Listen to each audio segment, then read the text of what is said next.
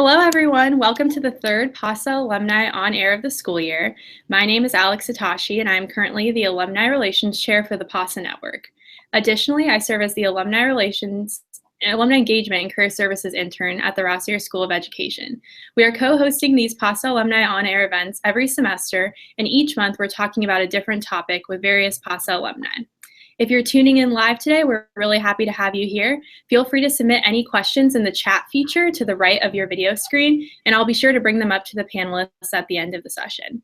I also want to remind everyone that these broadcasts will become YouTube videos after the event is over. So you have classmates who couldn't make it, you can still watch or listen to it online at your own convenience and get the same information.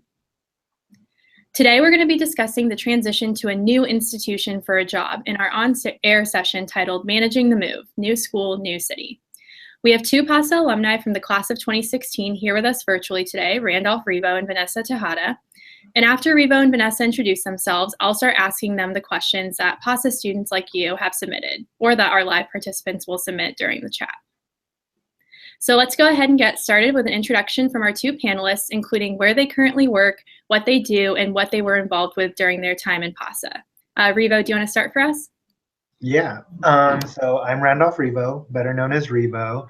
Currently, I'm at New York in Columbia University, where I work as the Student Affairs Officer in the Department of Computer Science. So here I'm an academic advisor to mostly graduate students, but I also serve undergraduate students.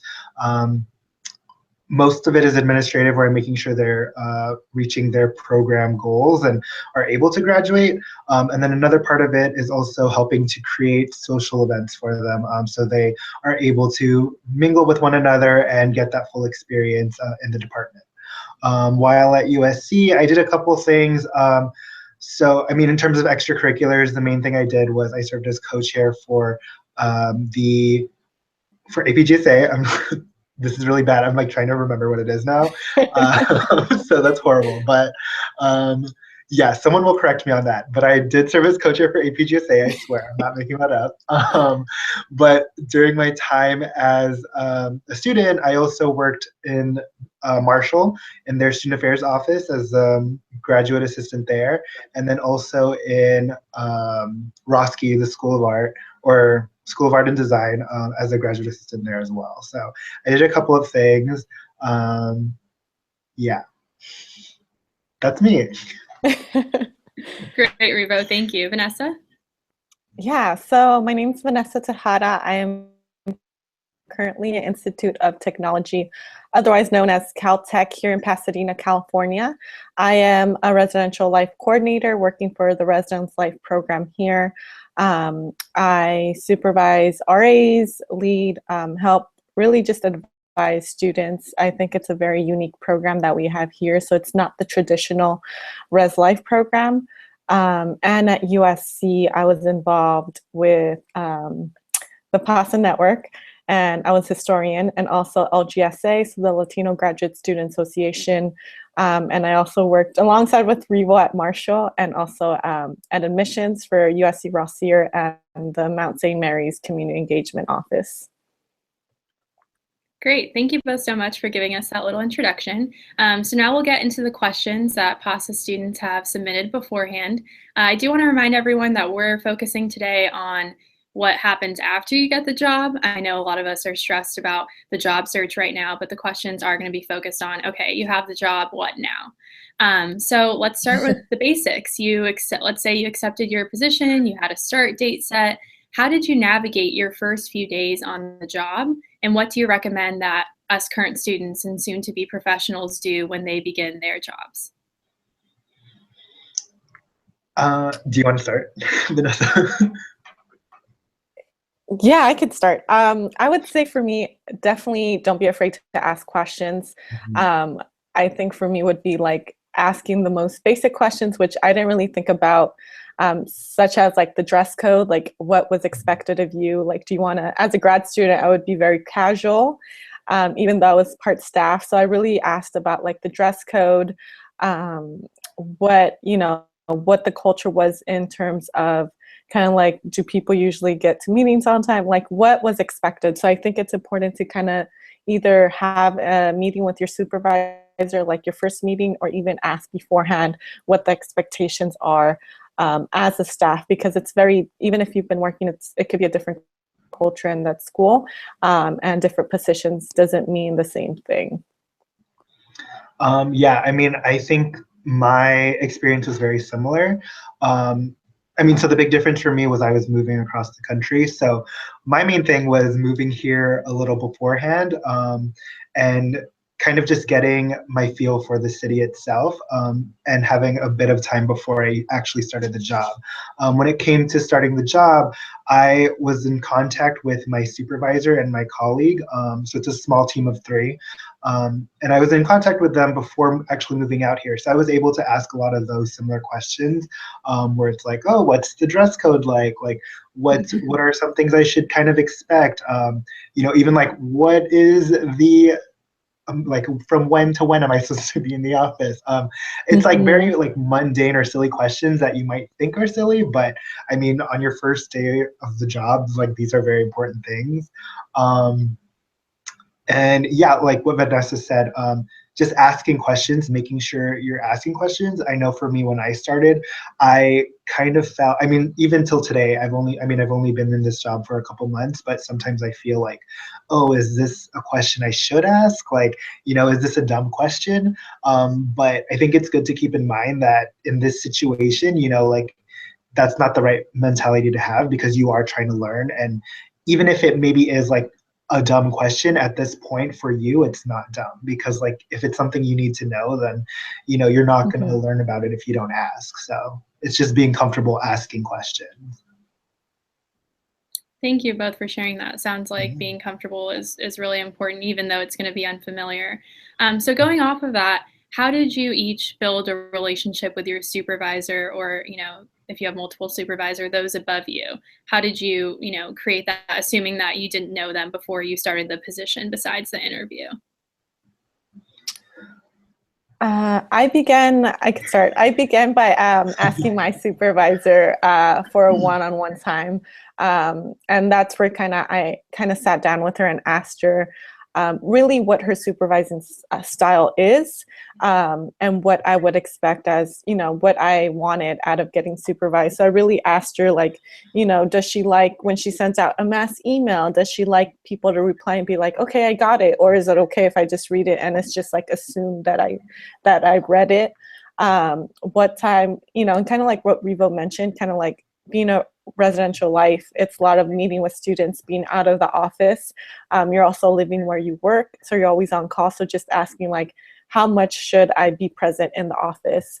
And what kind of relationship does kind of like the office culture have? So would it be okay if like it's more of a casual and I could come in and drop by, or does she like to have appointments? So I think for the supervisor, especially your personal supervisor, it is important, like I said before, to kind of sit down and lay out your expectations of what they expect, if they're micromanaging, if they kind of trust you just to kind of do your own thing, or just kind of see what he or she are looking for.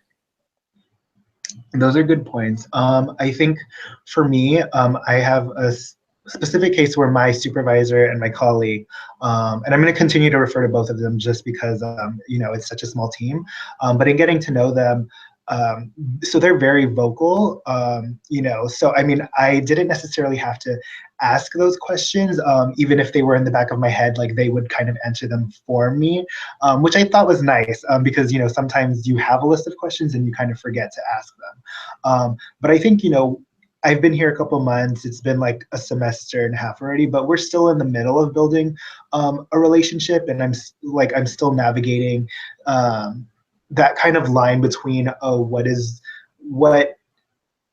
is office and what can we like talk about as just being like friends or whatever our relationship is with one another.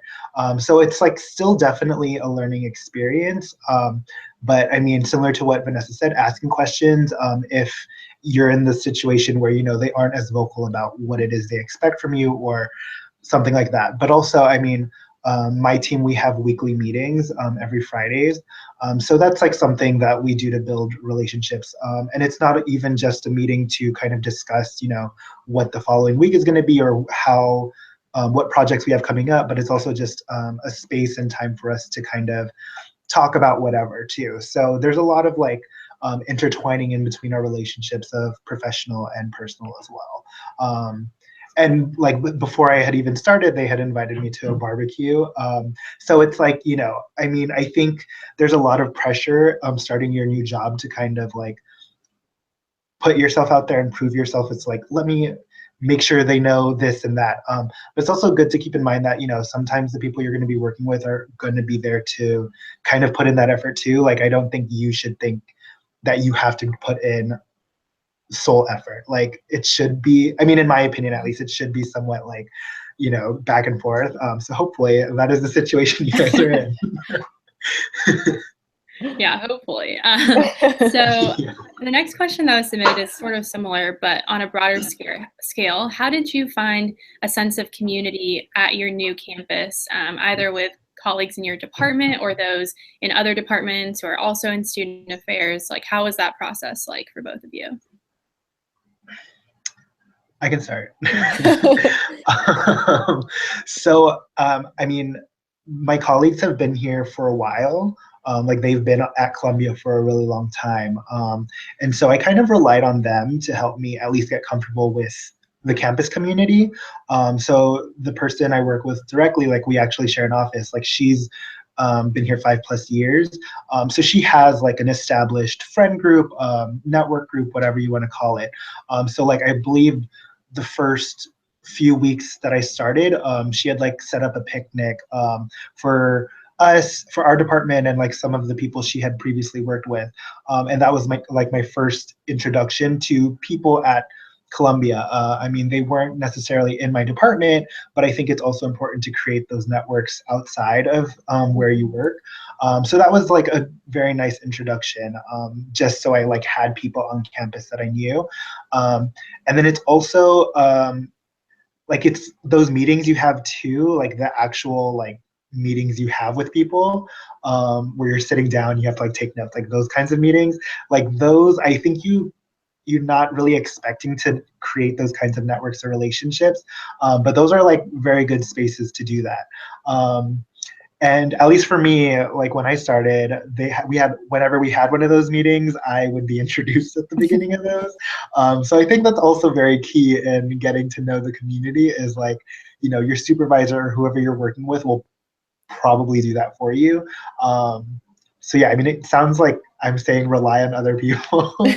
I mean, to an extent, you know, they're here to help you. And I think that's the good thing about starting a new job, where you work with other people so closely, is that they'll kind of usher you in, if you're lucky. Yeah. No, I agree with Rivo. I was definitely ushered in just because I was hired in April. So for them, it was mid-year. They didn't really have like a training. I was just kind of put into the spot and I was expected to start. And I would say for probably the first 2 weeks, I had like one-on-ones with different people in the departments on campus. And my supervisors did help set that up. So that was really easy for me to just get to know different people from the diversity center, from security, from faculty, anything like that. And I feel like that's how I really kind of built the community. And in bigger meetings, just like Rivo said, I was always introduced like, hey, this is the new staff member, so-and-so. In addition, the other residential life coordinators, 2 of them had been here for a while, and then I was new. So they really did a great job of just, you know, showing me around. It's a pretty small campus, so it's not that hard to kind of do that. But just really being there for me or showing me around, taking me to spots, or if I had questions, they would always tell me, oh, this is the office, this is the place, this is the building.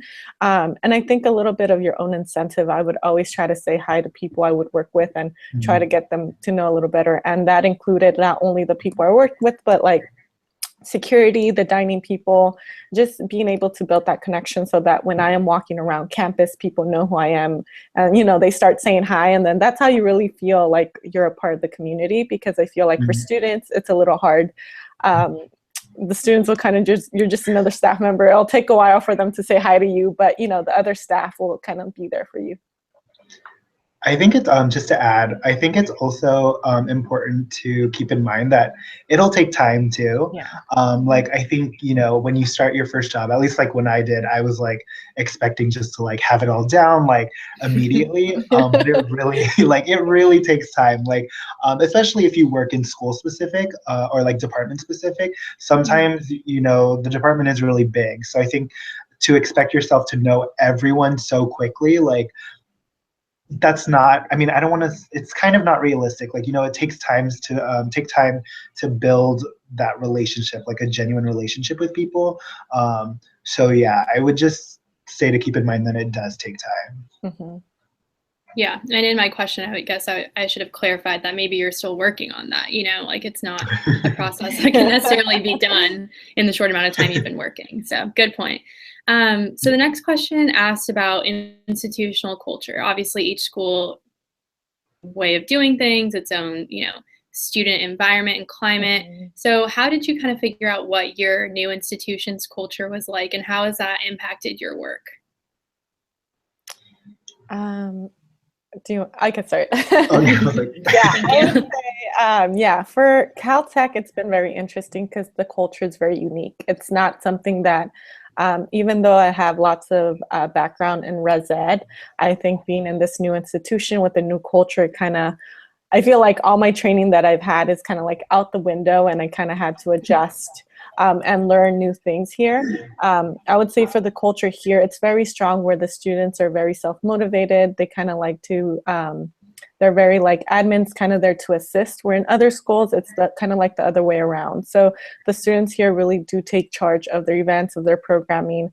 They do their own assignments for housing. So I think for sure, this April will be a year that I've been here, and I would say I'm still learning the culture because everything's so different. But for the first year, I've done one-on-ones with student leaders, trying to get to know them, I've been lots of just observing and asking questions. I think I ask a lot of questions, so that's what I'm known for. But just really observing, even if like bigger staff, to see how they interact, how they handle questions, how they handle problems. And I think being like the new person on the team, I always ask like, hey, have you thought about this or that? And either bringing in that new perspective or being like, oh yeah, we did, but that doesn't work. And here's why. So not only like trying to get understanding of the culture, but knowing why the culture is this way and what the traditions are. And I think getting the staff and student perspective is interesting, because sometimes they could be from two different perspectives, and then you kind of get a sense of where people are coming from. And then it's important, I think, especially for your first year, to understand the student culture and to see where they're coming from, so that they won't feel like you're coming in and trying to change everything, because especially students at this school, they really don't like change. So whenever someone new comes, they kind of like try to test you and see like what your incentives are. So it's important to really gain the students' trust. Yeah, I agree. For me, working in a department specific position, it's been interesting, just because like working with this department, I like start to notice how different it is from the other departments. Like it's very separate.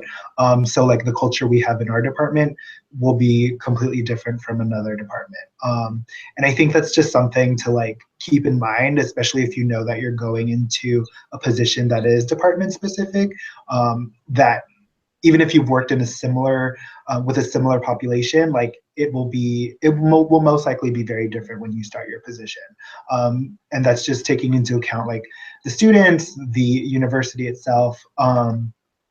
So for me, I'm still definitely learning it, learning the culture of everything. But like similar to what Vanessa said, it's a lot of me is like just observing and listening, and then if I do have some opinion or some thought, like I do feel comfortable about bringing it up, and they'll tell me if it's been done before, or if it doesn't work, or this is why we do it this way. And it's a lot of like trial and error. I think that's I think that kind of sums up your entire experience. Like your first year is just trial and error. Like you're constantly trying things, and then if it doesn't, hopefully someone will explain to you why it won't work or why it hasn't worked, and that's how you will learn also. But yeah, I mean, trying to learn the culture, it's a lot of talking with staff members, talking with students, listening to them. But like I said, I primarily work with master's students, so there's like very quick turnaround. So we try to constantly assess like what has worked for one population or cohort, and try to apply that to the next one. But I mean, you tend to learn like that's not necessarily the case. So a lot of it's like kind of constantly changing, as much as there is that is already so set. A lot of it is also varying each year, and it's just like being okay with that and trying to like accept that. Yeah. Yeah, thank you. Okay, so the next two questions are going to be specific for each of you. So we'll start with Vanessa. Although you've lived in the Los Angeles area before, what has it been like working and living at a completely different institution, even though it's a town or a city, I guess, that you're familiar with? How has that been personally and professionally? Yeah, I think personally and professionally, it's been great. I think it's definitely been Pasadena is a really nice area. So when I really started job searching, I was really looking for a place that was away from the city. I didn't want to live in downtown LA anymore, kind of get away from the traffic and stuff, but still close enough where if I wanted to go, I'd still be able to just drive over. So I think for me, I really took that into perspective really towards the end. I think at the beginning, I was looking for more the institution type and the type of experience I wanted. And once I narrowed it down, I was looking at where I wanted to live. Overall, it's been great. I think it's really, I'm a little bit of an introvert, so I've really had to push myself to kind of really just go out and explore. And I think what's been interesting is because since I've stayed close enough at the very beginning, I really struggled with kind of putting myself here and staying in Pasadena. I felt like at the very beginning, I would always reach out back to my PASA friends and go to LA. So I was like, when my coworkers be like, hey, have you checked out Pasadena? Or when people would come over and be like, show me Pasadena. And I would be like, I really haven't gone out. I've actually just hang out in LA still. So I think I really am starting to make that effort where I'm like, hey, I'm asking people to come over, or if I'm checking out for events here in Pasadena, I'm really just trying to get involved within the community, just either volunteering or checking out like websites to see what's happening, and just really trying to go out with my coworkers, like really pushing myself to be out there. But at the same time, I think I'm not in a rush. I feel like, kind of like Rivo said, people really do expect once you start a new job, you get new friends, new city, and really it's just about you and taking your time. And I'm really just trying to work on trying to get the job done. And I feel like slowly I've definitely made friends where now I have like a good aspect of Pasadena, and I'm still working on, exploring it, although LA is still there. So yeah. Yeah, thanks, Vanessa. I think there's a good amount of people in my cohort who do want to stay in the area, but there's also people who want to leave. So Rivo, on the flip side, you moved to a new place across the country. Can you talk a little bit about what that's been like for you? Yeah, so it's been pretty wild and interesting. So I mean, I feel like, as a lot of people know, when I started the job search, I was very specific about where I wanted to go. I kind of knew I didn't want to stay in the city, and so I had specifically applied to jobs only in New York. And so it was very strategic when I was applying. It was mostly location for me, because I felt like I was like a chameleon enough to where I could like work at, But when I did get the job, I had a pretty quick turnaround when I had to like move here, or at least when I wanted to move here, so that I can be able to like look for an apartment and get all those things done on that end.